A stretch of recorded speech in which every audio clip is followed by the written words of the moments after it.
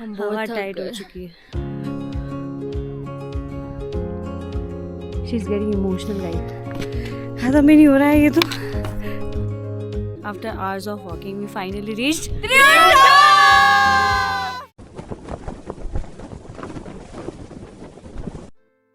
Recently मैं गई थी त्रिउंड ट्रैक पे।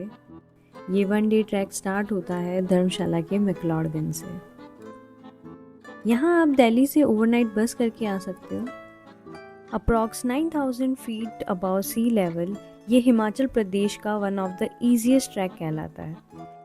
पर क्या ये एक्चुअल में इतना ईजी है? Let's find out in today's vlog. Hi guys, तो आज हम जा रहे हैं त्रिउंड ट्रैक पे। It's around 8 kilometres. ये है हमारा वे। जैसे हमारा ट्रैक लीडर ने कहा 4 घंटे का है वैसे, बट डिपेंड करता है सबकी बॉडी पे कि कितना टाइम लगता है। तो लेट्स सी। अभी यहाँ से होके टॉप तक जाना है। से आए मैं तो थक गई भाई साहब। आप इतनी जल्दी थक गए?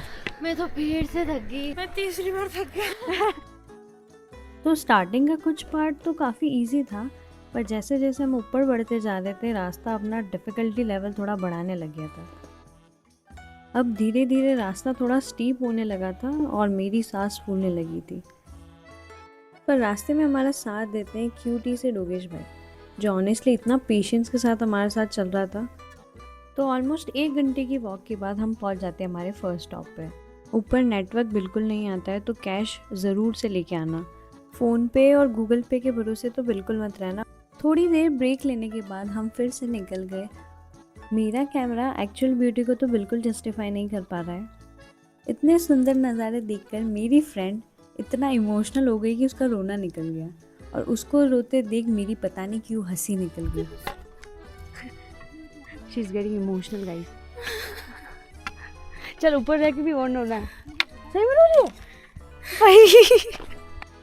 आई नो मैं थोड़ी बुरी दोस्त हूँ, बट क्या करूँ, मुझसे कंट्रोल ही नहीं हुआ।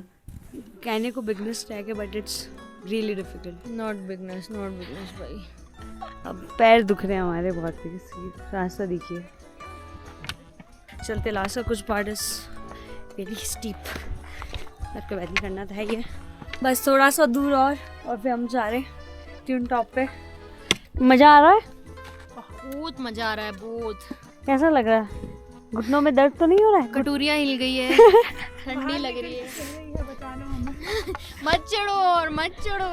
नहीं चढ़ेंगे, सनसेट भी देखेंगे। Let's go we will do it. How's the josh? अब इन्हें कौन बताए कि मेरे खुद के पैरों ने भी जवाब देना चालू कर दिया था। यहाँ जितना ऊपर जाते जाओगे पानी का प्राइस भी उतना ही बढ़ता जाएगा। थक हार कर घंटों तक पहाड़ों से लड़ने के बाद फाइनली हम टॉप पे पहुँचने ही वाले थे।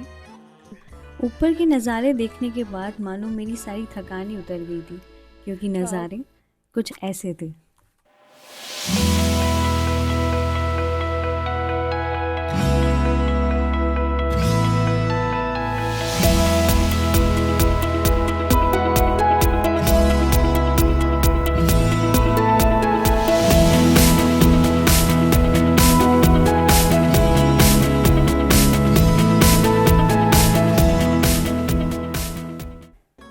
सुंदर सा सनसेट एंजॉय करने के बाद ठंड बढ़ने लगी थी और भूख भी।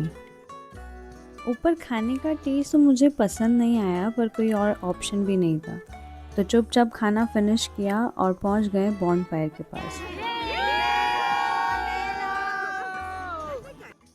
डिनर के बाद सब गाना गा रहे थे, और सच बताऊं तो ये मोमेंट इतना सुकून वाला था ना। रात को ठंड इतनी ज़्यादा बढ़ गई थी कि सब अपना अपना टेंट छोड़कर एक ही टेंट में आके बैठ गए थे। अनफॉर्चुनेटली क्लाउडी होने की वजह से हमारी स्टार गेजिंग तो नहीं हो पाई, तो हम चले गए अपने टेंट में सोने। गाइस, ये है हमको हमारा टेंट जिसमें हम सोए हुए हैं। हमने 4 लेयर्स पहनी है, स्लीपिंग बैग है, तब जाके कुछ सही लग रहा है ना। इतनी ठंड है ना, बहुत ठंड है भाई, बहुत ठंड। मतलब आपकी उम्मीद से ज़्यादा ठंड है यहाँ पे। तो बहुत ध्यान से सामान लेके आना, स्पेशली ग्लव्स और सॉक्स मोटे वाले लेके आना, थर्मल्स वाले। बहुत ठंड है। सुबह थोड़ा जल्दी उठकर हम वेट करने लगे थे सनराइज़ का। नींद तो पूरी नहीं हुई थी और ठंड भी बहुत ज़्यादा थी रात को, पर ये व्यू हम मिस नहीं कर सकते थे। सनराइज़ देखते देखते हमने ढेर सारी बातें करी। कभी कभी अनजान लोग भी काफ़ी अच्छे दोस्त बन जाते हैं। कल तक हम एक दूसरे को जानते भी नहीं थे और आज ऐसा लग रहा है जैसे बहुत पुरानी फ्रेंडशिप हो। सुबह के उजाले में पता चला कि हम कितनी सुंदर जगह पे हैं। ऐसा लग रहा था जैसे हम किसी वॉलपेपर के अंदर आ गए हो। यहाँ से जाने का मन तो बिल्कुल भी नहीं था, पर निकलना तो पड़ेगा ही।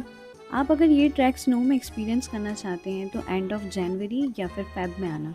मैं दिसंबर में गई थी। So guys, this was all for Triund trek. आपके कोई भी क्वेश्चंस हो please comment down below. The experience was crazy, बहुत अच्छा था, बहुत सुंदर। ठंड बहुत है बट बहुत मज़ा आया। Guys, like and subscribe to my channel. मिलते हैं नेक्स्ट व्लॉग में, तब तक के लिए सी या बाय।